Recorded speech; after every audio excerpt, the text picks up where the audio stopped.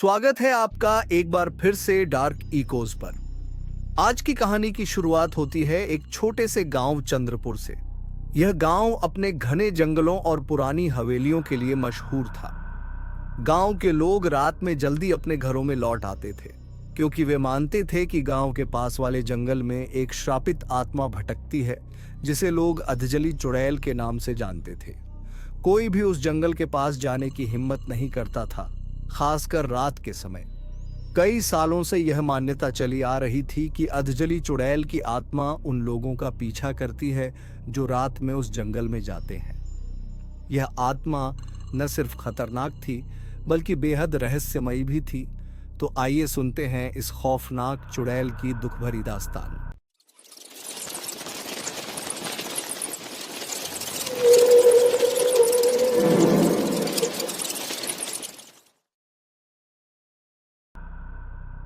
कहानी के मुख्य पात्र हैं राहुल, सुमित, पायल और अंश।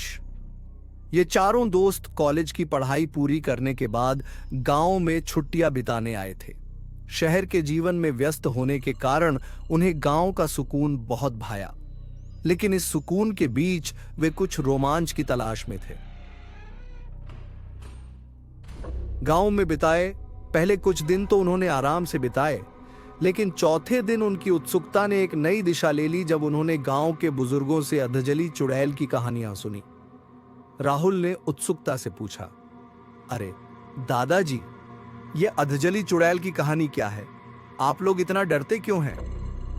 दादाजी ने गहरी सांस लेते हुए कहा, बेटा, यह कोई कहानी नहीं बल्कि सच्चाई है। इस चुड़ैल ने न जाने कितनों की जान ले ली है। वह रात में गांव के जंगल में घूमती है और जो भी उसे देखता है वह कभी वापस नहीं आता। उसकी आत्मा अब भी भटक रही है और वह शांति पाने के लिए इंसानों की बलि चाहती है। पायल ने इसे एक अंधविश्वास मानते हुए कहा, दादाजी, ये सब तो पुराने समय की बातें हैं। हम आज के युवा हैं, हमें इन बातों से डर नहीं लगता।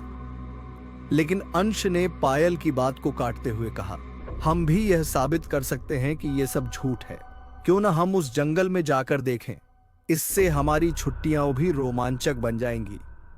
सुमित ने भी इस विचार का समर्थन किया, लेकिन राहुल को इस पर थोड़ा संदेह हुआ।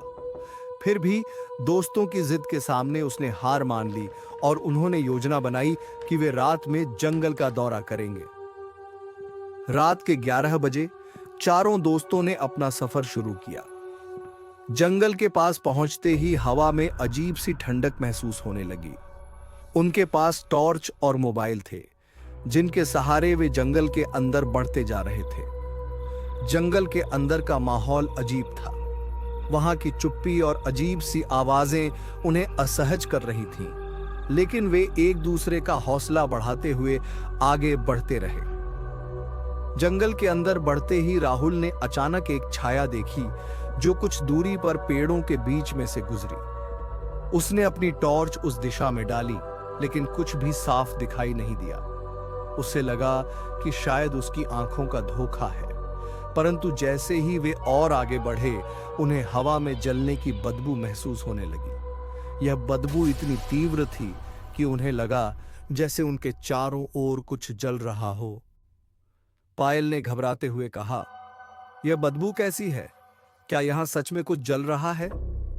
अंश ने उसे शांत करते हुए कहा, शायद कोई पुराने पेड़ या सूखे पत्ते जल रहे हों। हमें डरने की जरूरत नहीं है।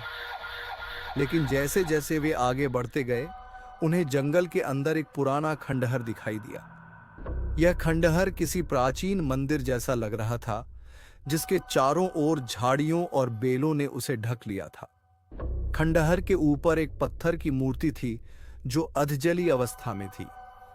वह मूर्ति अधजली चुड़ैल जैसी ही लग रही थी। मूर्ति की आंखें लाल थीं और उसमें से जैसे कोई उन्हें देख रहा हो। राहुल ने कहा, यह क्या है? क्या यह वही जगह है जहां से अधजली चुड़ैल का श्राप शुरू हुआ था? सुमित ने हिम्मत करते हुए कहा, चलो इस मंदिर के अंदर चलते हैं, शायद हमें इसके रहस्य का पता चल सके। चारों दोस्तों ने जैसे ही मंदिर के अंदर कदम रखा, उन्हें अजीब सी सिहरन महसूस हुई। अंदर का माहौल और भी डरावना था। वहां की दीवारों पर अजीब सी चित्रकारी थी जिसमें लोगों को जलते हुए दिखाया गया था। उन्होंने दीवारों पर पुराने शिलालेख भी देखे जिन्हें वे समझ नहीं पा रहे थे। पायल ने कहा, यह जगह बहुत अजीब है, हमें यहां से निकलना चाहिए। लेकिन राहुल ने उसे शांत करते हुए कहा, हम यहां तक आ ही गए हैं तो अब वापस नहीं लौट सकते। हमें इस मंदिर का हर कोना देखना चाहिए। जैसे ही वे आगे बढ़े, उन्हें मंदिर के गर्भगृह में एक छोटा सा चबूतरा दिखाई दिया जिस पर एक ताबीज रखा हुआ था। ताबीज बहुत पुराना और रहस्यमयी लग रहा था। जैसे ही राहुल ने ताबीज को उठाने के लिए हाथ बढ़ाया, अचानक से पूरे मंदिर में हलचल मच गई। दीवारों पर बनी चित्रकारी जैसे जीवंत हो उठी और उसमें दिखने वाले लोग चीखने लगे। अंश ने चिल्लाते हुए कहा, राहुल, ताबीज को छोड़ दो, यह श्रापित है। लेकिन राहुल ने ताबीज को अपने हाथ में पकड़ लिया। उसी समय एक भयानक चीख ने पूरे मंदिर को हिला दिया। वह चीख इतनी तीव्र थी कि सभी दोस्तों के कानों में जैसे आग लग गई हो। उन्होंने तुरंत मंदिर से बाहर भागने की कोशिश की, लेकिन दरवाजे खुद ब खुद बंद हो गए। मंदिर के अंदर का माहौल अब और भी भयानक हो गया था। चारों ओर अंधेरा छा गया था और सिर्फ राहुल के हाथ में पकड़ा ताबीज चमक रहा था। तभी अचानक से उस ताबीज की रोशनी में एक छाया प्रकट हुई। वह छाया धीरे धीरे एक महिला के रूप में बदल गई, जिसका शरीर आधा जला हुआ था। उसकी आंखें जलती हुई अंगारों जैसी थीं और उसका चेहरा इतना भयानक था कि उसे देखकर कोई भी डर से पागल हो जाए। वो अधजली चुड़ैल थी। उसकी हंसी इतनी भयानक थी कि चारों दोस्तों के रोंगटे खड़े हो गए। उसने धीरे धीरे अपने जलते हुए हाथों को उठाया और राहुल की तरफ इशारा किया। तुमने मेरी शांति को भंग किया है, वह चीखी। अब तुम सब मेरे साथ जलोगे। राहुल ने अपने दोस्तों की तरफ देखा, लेकिन वे भी उसी तरह भयभीत थे। अचानक से चुड़ैल ने अपनी पूरी ताकत से राहुल की ओर हमला किया। राहुल ने ताबीज को उसके सामने किया, जिससे एक तेज रोशनी निकली और चुड़ैल पीछे हट गई। ताबीज की रोशनी ने चुड़ैल को कुछ पल के लिए रोका, लेकिन वह इतनी आसानी से हार मानने वाली नहीं थी। उसने फिर से अपने जले हुए हाथों को हवा में उठाया और मंदिर की दीवारों पर से आग की लपटें निकलने लगी। मंदिर के अंदर का तापमान तेजी से बढ़ने लगा और चारों दोस्त बुरी तरह से घबराने लगे। पायल ने चीखते हुए कहा, हम यहां से बाहर कैसे निकलेंगे? यह जगह हमें जिंदा जला देगी। अंश ने राहुल से कहा, उस ताबीज का इस्तेमाल करो, यह चुड़ैल उसी से डरती है। राहुल ने ताबीज को मजबूती से पकड़ते हुए चुड़ैल की तरफ बढ़ाया। ताबीज से निकलने वाली रोशनी और भी तेज हो गई और चुड़ैल की चीखें और भी भयानक हो गईं। वह रोशनी अब चुड़ैल के चारों ओर फैल गई और उसके शरीर को जलाने लगी। लेकिन चुड़ैल इतनी आसानी से हार मानने वाली नहीं थी। उसने अपनी पूरी शक्ति के साथ ताबीज पर हमला किया, जिससे रोशनी कमजोर होने लगी। सुमित ने देखा कि ताबीज की शक्ति धीरे धीरे खत्म हो रही है। उसने तुरंत मंदिर की दीवार पर टंगी हुई एक पुरानी तलवार को उठाया और चुड़ैल की तरफ फेंका। तलवार चुड़ैल के शरीर से आर पार निकल गई। उससे उसे कोई नुकसान नहीं हुआ। सुमित की तलवार का कोई असर न होता देख सबकी हिम्मत टूटने लगी। चुड़ैल की हंसी और भी खतरनाक हो गई, मानो वह उनकी बेबसी पर हंस रही हो। मंदिर का गर्भगृह अब पूरी तरह से आग की लपटों में घिर चुका था। दीवारों पर बनी हुई चित्रकारी पिघलने लगी थी और वातावरण में इतनी गर्मी फैल गई थी कि सांस लेना भी मुश्किल हो गया था। राहुल ने अपने आसपास के माहौल को देखकर सोचा कि ताबीज शायद उसके हाथों में अपनी पूरी शक्ति नहीं दिखा पा रहा। उसे अचानक एक बात याद आई। दादाजी ने कहा था कि इस ताबीज को उसके सही स्थान पर रखने से ही इसकी शक्ति जागती है। राहुल ने तुरंत ही समझ लिया कि ताबीज को चबूतरे पर वापस रखना ही एकमात्र उपाय है। ताबीज को वापस चबूतरे पर रखना होगा। राहुल ने घबराते हुए कहा। लेकिन पायल ने सवाल किया, अगर इससे चुड़ैल और भी शक्तिशाली हो गई तो? राहुल ने झिझकते हुए कहा, हमें यही करना होगा। यह ताबीज शायद चुड़ैल को वश में कर सकता है। राहुल ने हिम्मत जुटाते हुए ताबीज को चबूतरे पर वापस रख दिया। जैसे ही ताबीज चबूतरे पर रखा गया, अचानक से मंदिर में एक भयानक झटके के साथ कंपन हुआ। दीवारों पर लगी हुई आग की लपटें अचानक से बुझ गईं और पूरे मंदिर में सन्नाटा छा गया। ताबीज से एक तेज रोशनी निकलकर पूरे गर्भगृह में फैल गई। चुड़ैल भी अचानक से जड़ हो गई, जैसे कि उसकी आत्मा किसी अदृश्य शक्ति के बंधन में बंध गई हो। उसकी आंखों में अचानक से एक अजीब सी चमक आई और उसने चबूतरे की तरफ देखा। तुमने ताबीज को उसके स्थान पर वापस रख दिया, लेकिन मेरी आत्मा अभी भी अधूरी है। मेरी आत्मा का एक अंश जहां मेरा शरीर जला था वहीं है और मुझे वही मुक्त किया जा सकता है, चुड़ैल ने धीमी लेकिन डरावनी आवाज में कहा। राहुल ने हिम्मत जुटाते हुए पूछा, कौन सी जगह जलाया गया था तुम्हें, और क्या इस ताबीज से तुम्हें खत्म किया जा सकता है? चुड़ैल ने हंसते हुए जवाब दिया, ताबीज सिर्फ एक प्रारंभ है।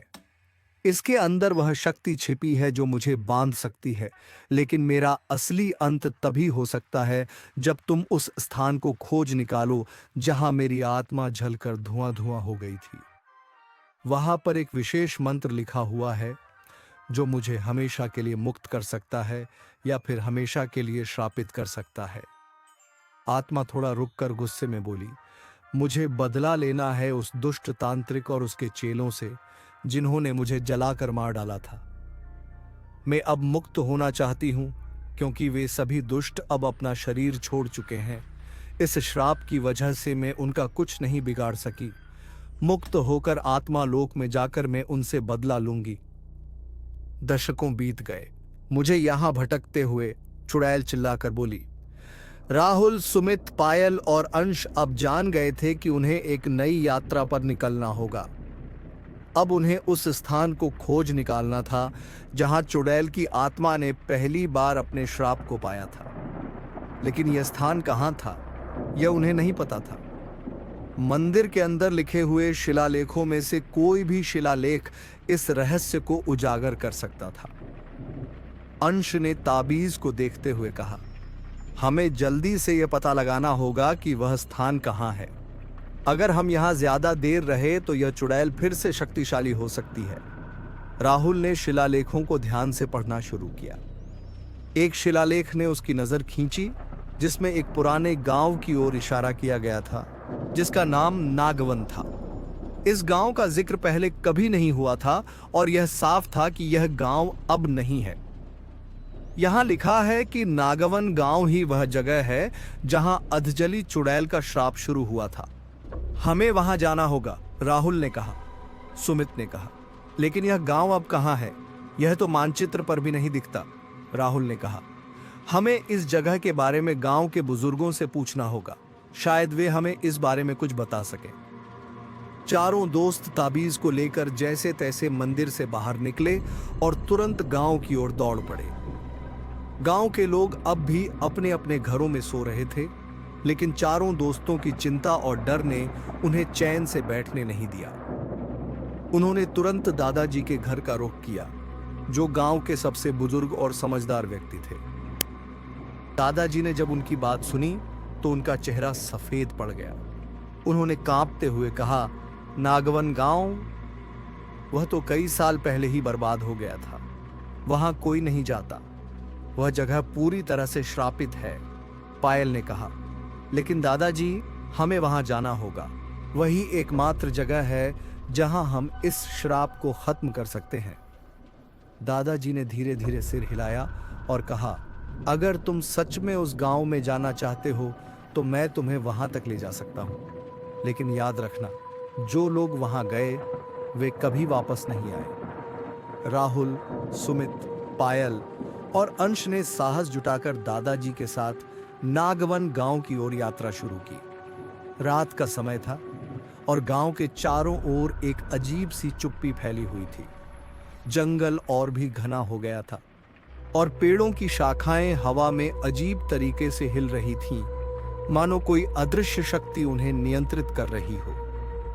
रात के अंधेरे में घने जंगलों के बीच से गुजरते हुए उन्हें एक पुरानी और टूटी हुई पत्थर की सड़क दिखाई दी जो उन्हें नागवन गांव की ओर ले जा रही थी। जैसे ही वे उस सड़क पर आगे बढ़े, उन्हें एक अजीब सी ठंडक महसूस होने लगी जो उनकी हड्डियों तक को कपा रही थी।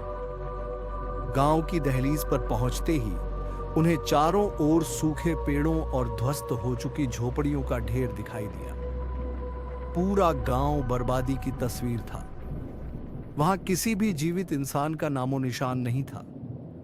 चारों ओर सिर्फ अजीब सी आवाजें गूंज रही थीं जो उन्हें और भी बेचैन कर रही थीं। दादाजी ने एक टूटी हुई झोपड़ी की ओर इशारा करते हुए कहा, वह देखो, वह जगह जहां इस श्राप की शुरुआत हुई थी। वहीं पर तुम्हें वह मंत्र मिलेगा जिससे चुड़ैल का अंत हो सकता है। लेकिन याद रखना, यह रास्ता बहुत खतरनाक है। चारों दोस्तों ने हिम्मत जुटाई और उस झोपड़ी की ओर बढ़े। झोपड़ी के अंदर का माहौल और भी डरावना था। वहां की दीवारों पर खून के धब्बे थे और हवा में जलने की बदबू फैल रही थी। वहां की जमीन पर एक पुराने कागज का टुकड़ा पड़ा हुआ था जिस पर अजीब से शब्द लिखे हुए थे। राहुल ने उस कागज को उठाया और ध्यान से पढ़ा। कागज पर एक मंत्र लिखा हुआ था जो चुड़ैल की आत्मा को बांध सकता था। लेकिन साथ ही साथ उस कागज पर एक चेतावनी भी लिखी हुई थी। इस मंत्र का इस्तेमाल करने के बाद इसकी शक्ति को नियंत्रित करना आसान नहीं होगा। जो भी इस मंत्र का प्रयोग करेगा उसे अपनी आत्मा का बलिदान देना होगा। राहुल ने उस कागज को ध्यान से पढ़ा और अपने दोस्तों की तरफ देखा। सभी के चेहरे पर चिंता साफ दिखाई दे रही थी। उन्होंने समझ लिया था कि चुड़ैल का अंत करने के लिए उन्हें भारी कीमत चुकानी पड़ेगी। सुमित ने कहा, अगर हम यह मंत्र पढ़ते हैं तो हमें अपनी जान देने का जोखिम उठाना होगा। क्या हम इसके लिए तैयार हैं? पायल ने कहा, हमारे पास और कोई रास्ता नहीं है। अगर हम यहां से अपने कदम पीछे खींचते हैं और इस चुड़ैल को खत्म नहीं कर पाए तो वह और भी ताकतवर हो जाएगी और हमें मारने के लिए हमारे पीछे पीछे शहर तक आ जाएगी, क्योंकि हम लोगों ने इसे छेड़ा है। इसे मारना अब जरूरी हो गया है, नहीं तो ये हमें मार देगी और शायद फिर पूरे गांव को खत्म कर देगी। राहुल ने हिम्मत जुटाई और मंत्र पढ़ने के लिए तैयार हो गया। जैसे ही उसने मंत्र का उच्चारण करना शुरू किया, हवा में एक अजीब सी हलचल मच गई। झोपड़ी की दीवारें हिलने लगीं और पूरे गांव में अजीब सी चीखें गूंजने लगीं। यह वही चुड़ैल की आत्मा थी जो अपनी शक्ति को बचाने के लिए संघर्ष कर रही थी। जैसे ही अंश और सुमित ने ताबीज की शक्ति को मंत्र के साथ मिलाया, एक तेज रोशनी निकलकर पूरे गांव में फैल गई। यह रोशनी इतनी प्रबल थी कि उसने चुड़ैल की आत्मा को बांधना शुरू कर दिया। चुड़ैल की चीखें और भी जोर से गूंजने लगीं। उसकी छाया हवा में उभरकर जंगल के चारों ओर मंडराने लगी। वह रोशनी के संपर्क में आते ही और भी भयंकर और विकृत रूप धारण करती जा रही थी। झोपड़ी के भीतर राहुल ने मंत्रों का उच्चारण शुरू किया। हवा में गूंजते शब्दों ने एक रहस्यमय वातावरण उत्पन्न किया। उसके दोस्तों ने देखा कि राहुल की आंखें चमक रही थीं और उसके चेहरे पर एक अजीब सा आत्मविश्वास था। लेकिन इस समय वे नहीं जानते थे कि राहुल के भीतर एक गहरी और भयावह सच्चाई छुपी हुई थी। राहुल की आत्मा में छुपा तांत्रिक, जो बचपन से ही उसे नियंत्रित कर रहा था, ने चुड़ैल को मुक्ति देने की योजना बनाई थी ताकि वो मुक्त होकर आत्मा लोक में चली जाए और उससे बदला नहीं ले पाए, जो सालों से चुड़ैल की नजरों से छुपा पृथ्वी लोक में ब्रह्म राक्षस बना घूम रहा था। तांत्रिक की मृत्यु के बाद उसके बुरे कर्मों के कारण उसे ब्रह्म राक्षस की योनि प्राप्त हुई थी और वह सदियों से इस लोक में भटक रहा था। तांत्रिक को पता चल गया था कि उसका श्राप अब कमजोर हो गया है और चुड़ैल अब इससे आजाद होने वाली थी। इसलिए तांत्रिक ने राहुल के माध्यम से यह योजना बनाई थी। उसको यह डर था कि चुड़ैल का श्राप कभी न कभी टूट जाएगा और फिर चुड़ैल उसे नहीं छोड़ेगी, क्योंकि तांत्रिक तभी तक बचा रह सकता था जब तक चुड़ैल श्राप के वश में थी। इसलिए तांत्रिक ने राहुल को पकड़ा और चुड़ैल को ताबीज की शक्ति से मुक्ति देने की योजना बनाई। जैसे ही राहुल मंत्रों का उच्चारण कर रहा था, चुड़ैल ने तांत्रिक की आत्मा को पहचान लिया। उसने तांत्रिक के इरादे को भांप लिया और उसकी योजना को विफल करने के लिए चुड़ैल गुस्से से चीखती हुई तेज चित्कार के साथ हवा में उठी और फिर अचानक से गायब हो गई। तांत्रिक की सालों की मेहनत और योजना ध्वस्त हो गई। ताबीज जो चुड़ैल को मुक्त करने के लिए उपयोग में लाया गया था, फट गया और उसकी चमक फीकी पड़ गई और चुड़ैल का वो श्राप भी अब टूट गया। चुड़ैल को श्राप से छुटकारा मिल ही गया, जो तांत्रिक के लिए अच्छा नहीं था। तांत्रिक की आत्मा जो राहुल के शरीर में रह रही थी, अब और भी कमजोर हो गई और वह अपने इस कठिन प्रयास में भी सफल नहीं हो सका। उसके शरीर को छोड़कर तांत्रिक की आत्मा हवा में विलीन होकर हिमालय की दुर्गम पहाड़ियों में जाकर छुप गया।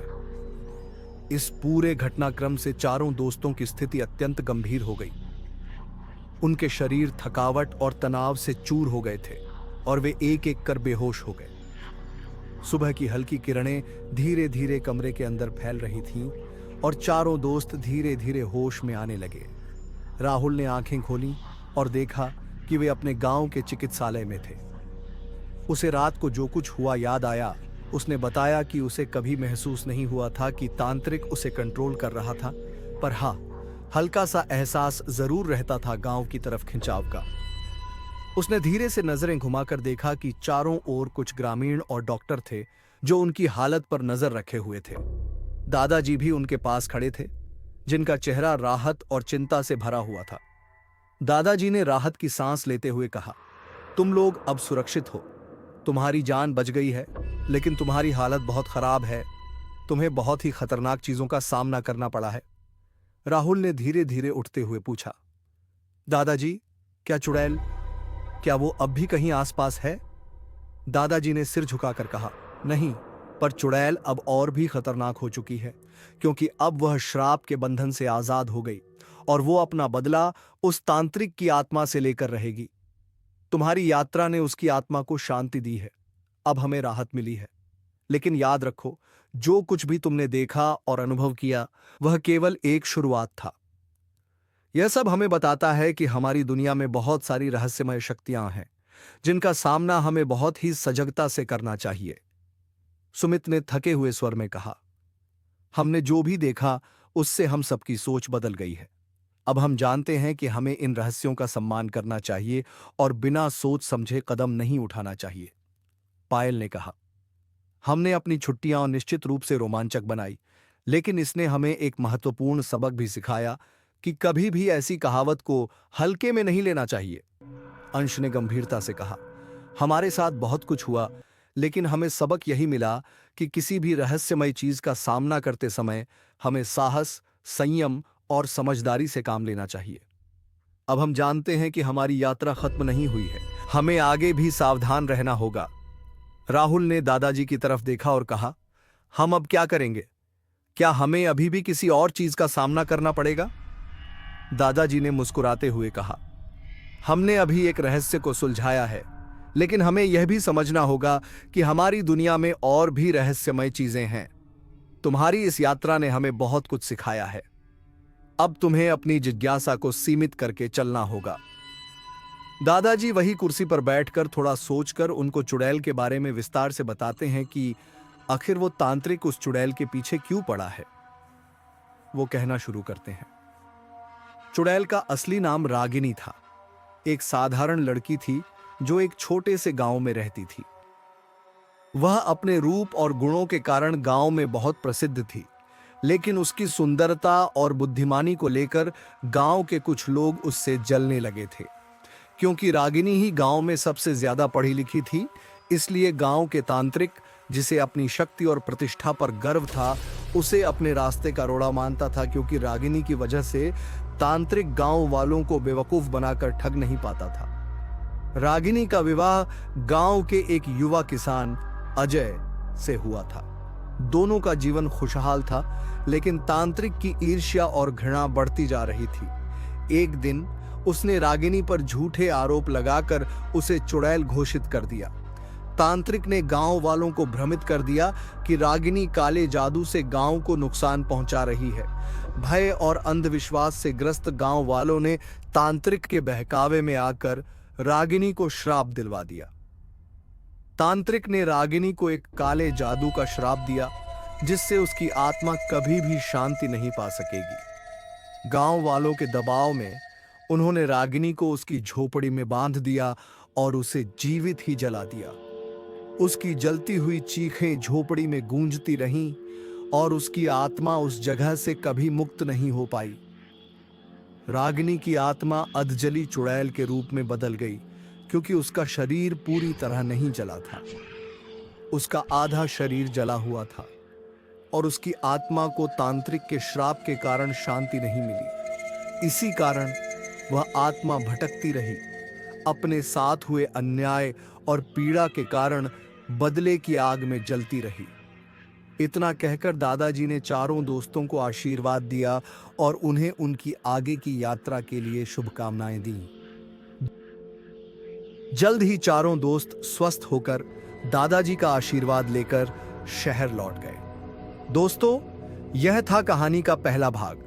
अगर आप लोग इसका दूसरा भाग सुनना चाहते हो तो कमेंट बॉक्स को अपनी प्रतिक्रिया साझा करें। दूसरे भाग में पता चलेगा कि चुड़ैल अपना बदला उस दुष्ट तांत्रिक से कैसे लेती है। मैं इसका अगला भाग तभी लिखना शुरू करूंगा जब तक इस कहानी को 1 मिलियन व्यूज नहीं आते, क्योंकि दोस्तों कहानी की स्क्रिप्ट लिखने में काफी समय लगता है। आप लोग चाहोगे तो ही इसका अगला भाग लाऊंगा। डार्क इकोज को सब्सक्राइब करना न भूलें। इस चैनल पर हम आपके लिए और भी कई खौफनाक और रोमांचक कहानियां लेकर आते रहेंगे। और हाँ, अगर आप भी किसी डरावनी या रहस्यमयी घटना के बारे में जानते हैं तो उसे कमेंट्स में जरूर साझा करें। अगली बार मिलेंगे एक और नई और दिल दहला देने वाली कहानी के साथ। तब तक रातों को सावधान रहें, क्योंकि कुछ साये हमेशा हमारे आसपास होते हैं। डार्क इकोज के साथ जुड़े रहें। धन्यवाद।